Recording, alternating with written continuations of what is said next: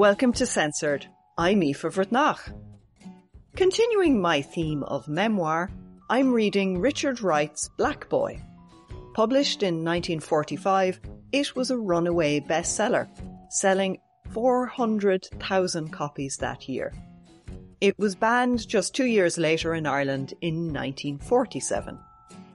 Now, the Irish censors did have it in for Richard Wright before this. They had already banned 2 of his fictional works, Uncle Tom's Children and Native Son. With this in mind, maybe it's not surprising Wright's memoir was sent to the board to be weighed for indecency. Its subject matter, growing up a black boy in the Jim Crow South, might have seemed foreign to Irish readers. But it was an explosive topic in America, where this memoir even got a mention in the floor of the US Senate. A senator called Theodore Bilbo from the South declared, "It is the dirtiest, filthiest, lousiest, most obscene piece of writing that I have ever seen in print." Now, you won't be surprised to hear that he was a segregationist and a white supremacist.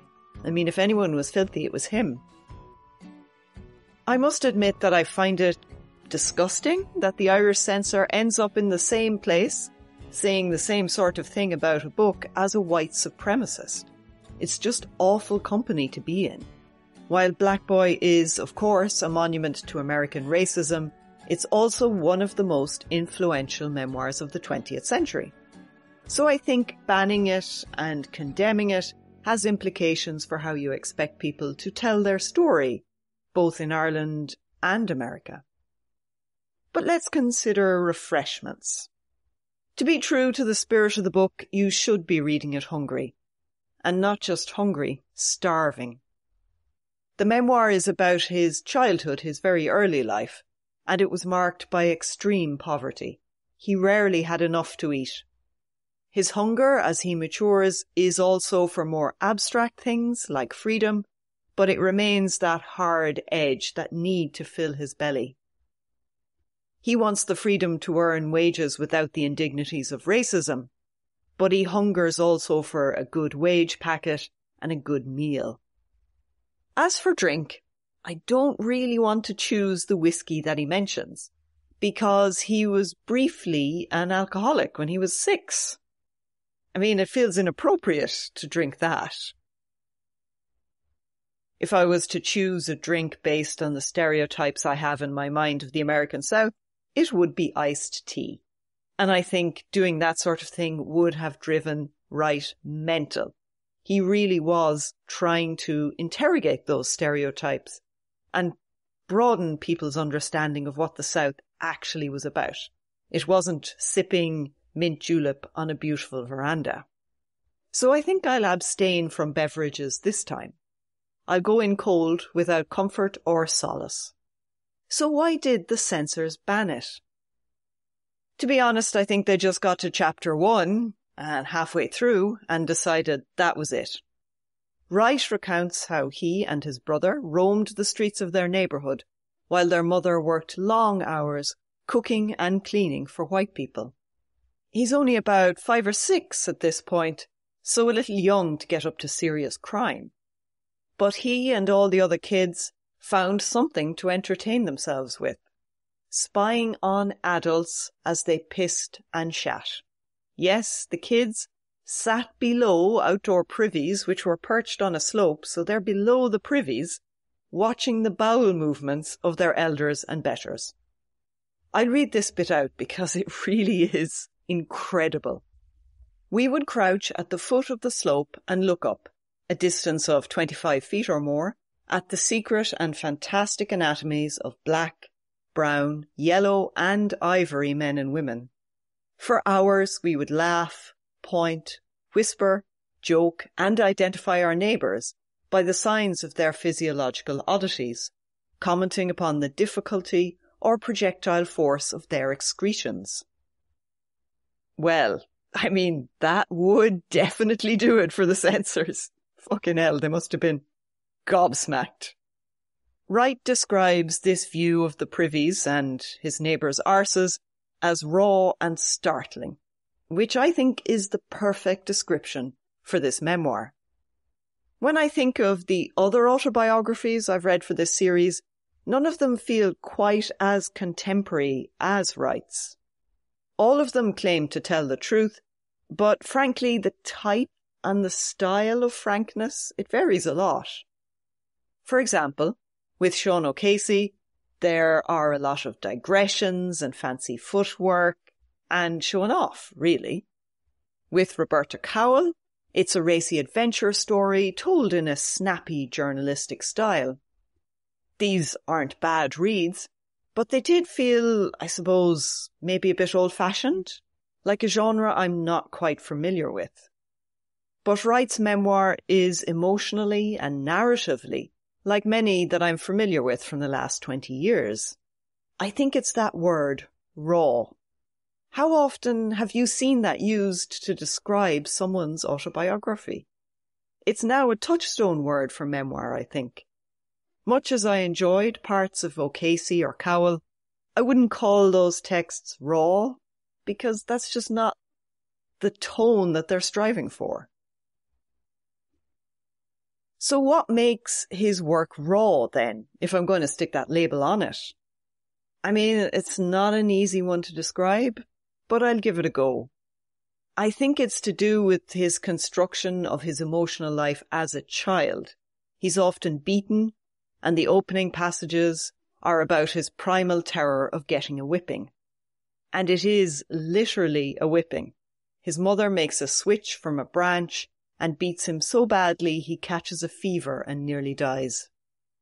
So this is grim, uncompromising stuff told in a blunt way.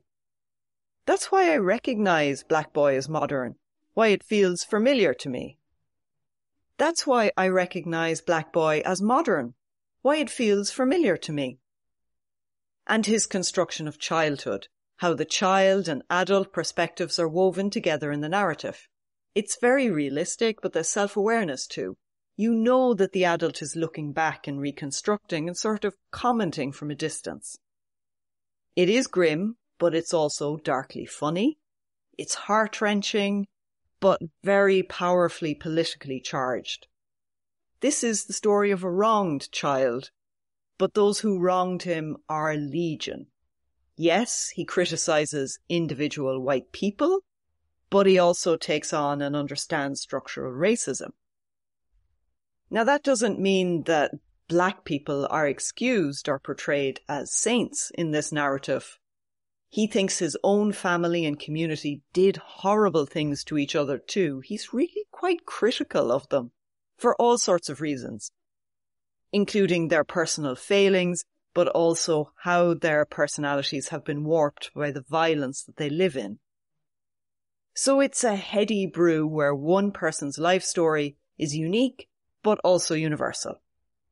I wouldn't be surprised if that rawness, that grittiness, was part of what offended the censors. They weren't in favour of too much realism because, it could be shocking and immoral and destabilising. So I think this was banned in Ireland because, yes, there are passages that could be called indecent, but its overall tone was also upsetting.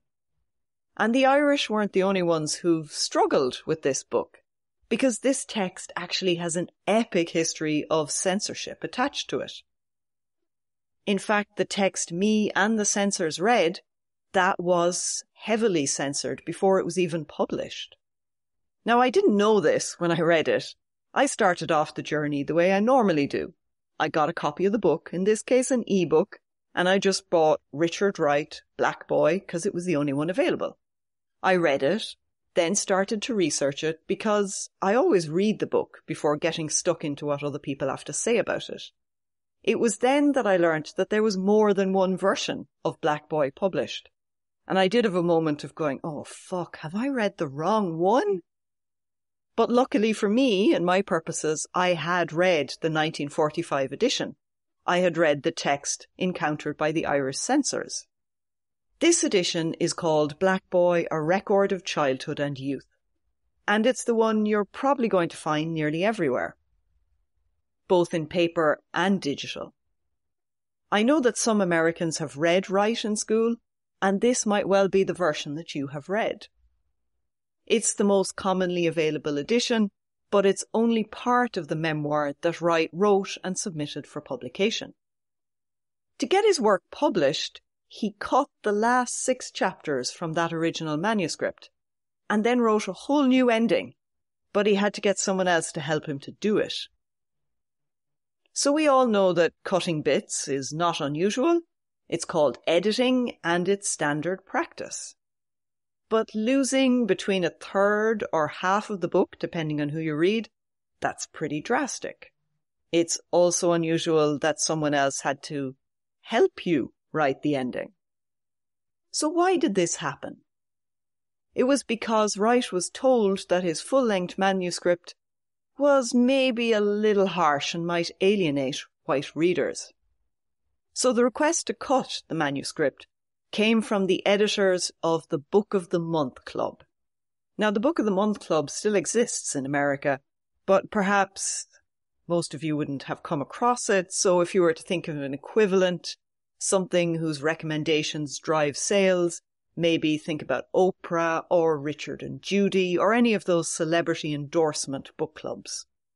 But in the 40s, the Book of the Month people were involved really early on in the publication process. I'm not sure that Oprah gets involved at the manuscript stage. For the editors of the club, they wanted to make sure that their stamp of approval was going on something palatable to mainstream middle-brow America. And that meant that they were involved at the publication stage. Wright accepted all their requests without losing his shit, which was pretty admirable, because he knew the book would be widely read under the umbrella of the Book of the Month Club. And he would make lots of money off it too, which is obviously a big deal, and no one should ever judge writers for wanting to get paid large amounts of money for the work that they do. It's kind of rare. Being chosen by this club was significant for anyone, but it was even bigger for Wright because he was the first author of colour to receive their imprimatur. And actually that happened in 1940 with his novel Native Son.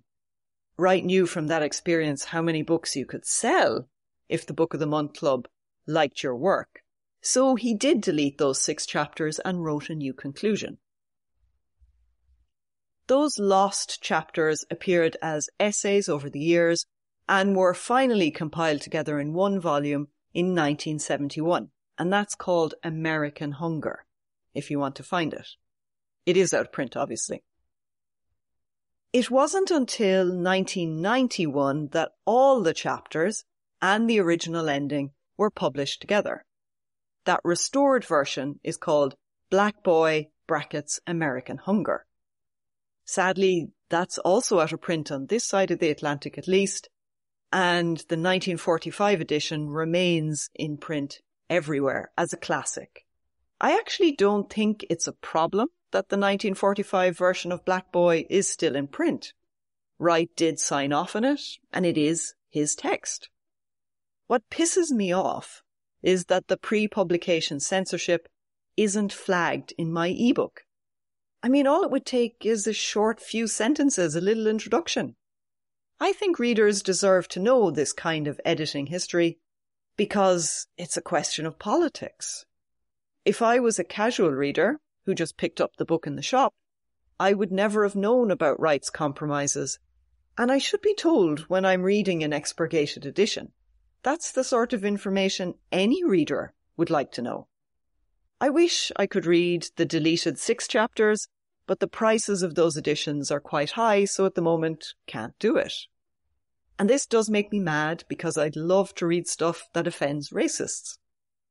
And if I can't afford to, I would like to know that the text in my hand was profoundly shaped by expectations of racism in the editorial process. But if we circle back again to the Irish censor, this means that the 1945 edition they banned, it was already expurgated at publication. It had been toned down, racism-wise, and yet they still banned it. To put that in context, even South Africa didn't ban this particular book. The South African regime did ban other works by Wright, but not Black Boy as far as I can tell. Australia, another serial censorship offender, doesn't seem to have banned this one either. That means Ireland is even more disgraceful than usual on this one. We usually have company from our fellow censorship lunatics across the globe, but we seem to be out on a limb with Black Boy. Now you could say, what's the deal with talking about racism in the Irish censors? They're not going to be offended by Wright's content about that, so it's an irrelevant point to make. But since they left 0 records, we cannot say how they felt about the content of Black Boy or what offended them. I do think that the memoir's raw and startling content, which includes all of that racism, that's what upset them, as much as anything to do with buns hanging out of privies. So in the first few decades after its publication, this 1945 edition, it's widely read, people do complain about it, but it isn't subject to banning apart from Ireland. That is, until the 70s in America. In 1975, a lobby group in New York State, a conservative parent-type thing, succeeded in getting 9 books taken out of school libraries because they were, in their opinion, anti-American, anti-Christian, anti-Semitic, and just plain filthy. Black Boy was one of those 9 censored books. Now, it should be noted that 5 out of those 9 books were written by people of colour. I'd be fairly shocked if this was a representative sample of the library stock. That would mean more than half of the books in the library were written by authors of colour. I doubt that was true. So this is absolutely a racist purge of minority voices from a public space. In the end, it didn't work, because the Supreme Court declared the action unconstitutional in 1982. But if you're reading the news today regularly, you'll know that challenges against books and book banning in schools, that continues apace in America. And Wright's Black Boy has been part of this throughout the years. It has been challenged or withdrawn frequently. Just to reiterate, this book was already censored and people still couldn't handle it. I'll never not be mad about this. Even though Wright wrote a whole new ending and attempted to mollify people's feelings, they still can't read it. His new ending, by the way, it was deliberately more upbeat and unifying, sort of trying to argue that freedom and the American dream were possible. But that wasn't enough. I mean, fuck's sake. Right, let's leave the fury aside for the moment and move on to censorship bingo, to see how much transgressive content Wright packed into this text. I'm sure there's a lot more going on than racism to hurt the feelings of conservative readers. In fact, they're probably using any of the filth as a cover to disguise their objection to its political content. So, let's begin as usual in our favourite place, breasts. There are no direct references, actually, but he does sit in church thinking dirty thoughts about the wife of a church elder. This is deliciously sacrilegious, and you can almost imagine him leering at her from the pews. So I don't think you need to say the word breast when you write something like that. But unfortunately, I don't think we can tick it. Bestiality? No. Sex work? Oh yes, plenty of it. In chapter 2, he learns that the flat next door is rented to a sex worker. Wright, age 9, has no idea what's going on, so he stands on a box to peep in next door. I'll read this bit out to you. I saw in the dim shadows of the room beyond a naked man and a naked woman upon a bed, the man on top of the woman. I lost my balance and toppled backwards to the floor. I lay still, wondering if the man and woman next door had heard me, but all seemed quiet and my curiosity returned. The best bit is that this vignette leads to a massive row with the landlady and they have to move out. So yeah, there's definitely sex work in this. Next, well, racism. Yes, of course, of so many varieties.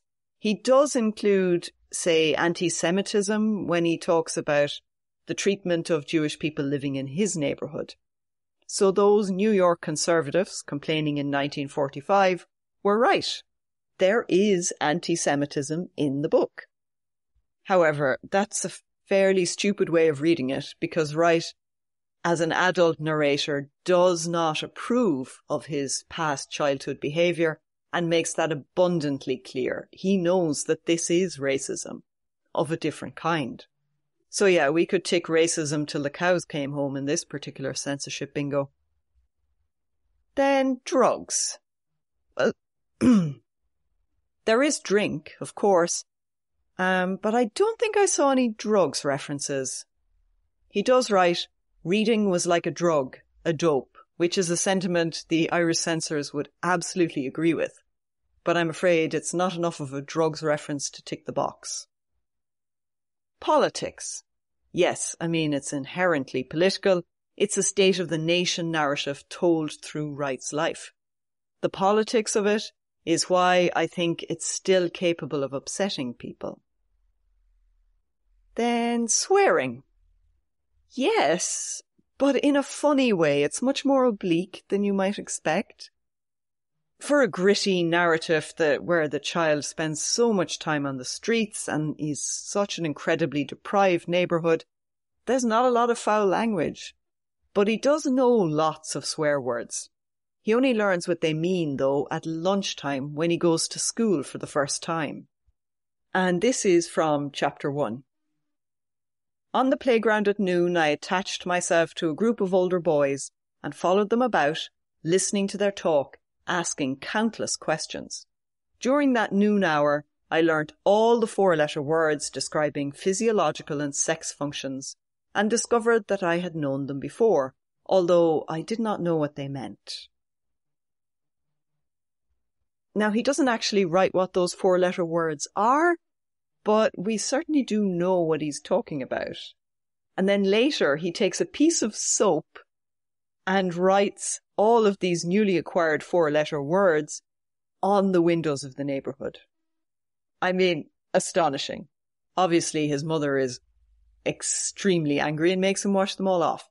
But yes, there's enough discussion of the 4-letter words that you can actually imagine him writing them on the windows like that. How did he fit each letter on the panes? I mean, although he doesn't write them out in the text, I think you'd be pretty ignorant not to imagine them and say them in your own mind. So yeah, I think that's enough to earn a tick in the bingo. Infidelity. Oh yes, lots of that. And then crime. Yes, many occasions. There are lots of shady characters coming and going out of his family's life. One of his maternal aunts seems to have shacked up with an arsonist / don't know what. He's very creepy anyway. And when Wright finally goes to work, he realizes that he is expected to cheat and thieve, and he's considered an idiot when he doesn't. And he describes various schemes that he gets involved in. So yeah, we can tick crime. Genitalia. Well, I think that reference from chapter 1 about the anatomy of his neighbours, that certainly counts.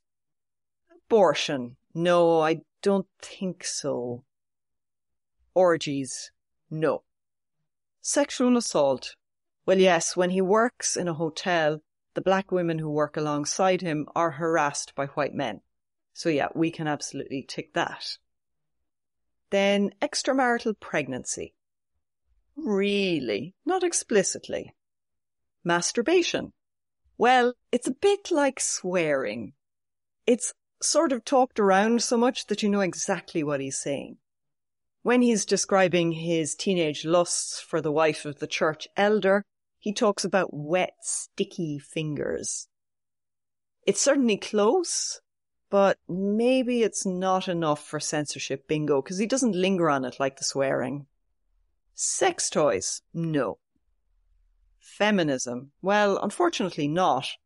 His story doesn't really bring those kinds of principles in, I think. It's very much about boys, partly because he has no sisters. This is a cry for equality and a protest against the masculinity that he was expected to perform, but it doesn't really take account of the girls he grew up alongside.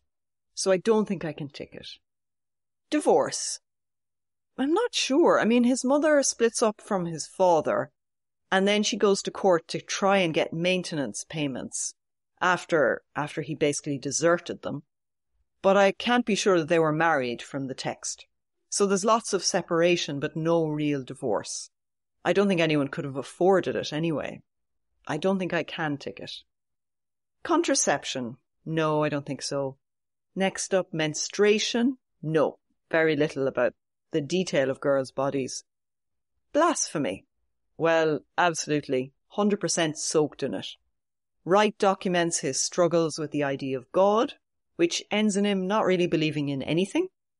And he is very sharp about the evangelical churches his family attended, because they forced him to profess a faith he didn't feel. I mean, he's baptized, but he really isn't into it.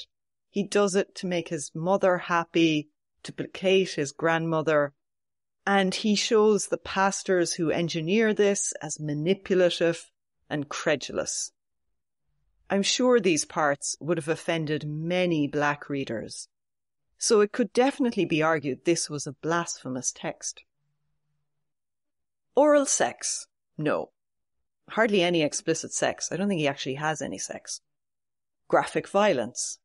Yes, I mean, the child beatings, wow, they're really hard to read. And later, as Wright gets older, he fights various relatives who try to beat him. There's an awful staged boxing match with a colleague. I mean, these events are shocking and visceral, and they're definitely graphic enough. And then finally, LGBTQ+ content. I didn't notice anything explicit, because in many ways, I suppose, there's not a lot about sex in it.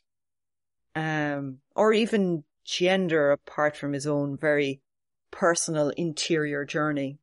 So I don't think I can tick that one. Right, so if I count that up, it'd get 10 out of 25. It's a substantial score. Not outrageous, but very impressive. In many ways, this memoir isn't sexually explicit, but it manages to suggest all sorts of sex. So if you scored it for implicit filth, I think you'd find it would earn a few more points. It really is a remarkable memoir, and I'm very glad that I read it. According to Mary Karr, in her book The Art of Memoir, Wright started the American memoir craze of the 20th century. She argues that his was the first blockbuster autobiography written by someone who was not already a celebrity. I'd sort of disagree with that a bit.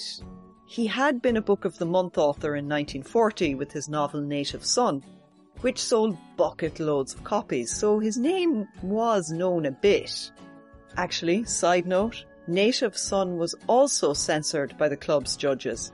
He had to remove a masturbation scene to get their approval. So he wasn't entirely unknown when he published Black Boy, and he himself was also familiar with the compromises he needed to make to sell his books to earn money. Still in all, though, the shimmering rage that jumps off the page, it's really an incredible book. It will live rent-free in my head for a long, long time. And it's now my mission to read the full, unedited version, if I ever find a copy I can afford. Wright's book actually represents the last memoir I'm reading for season 9, because I fancy ending with a funny novel. And after such a tough read, I really could do with a bit of satire. Till next time, keep your hands clean and your minds filthy.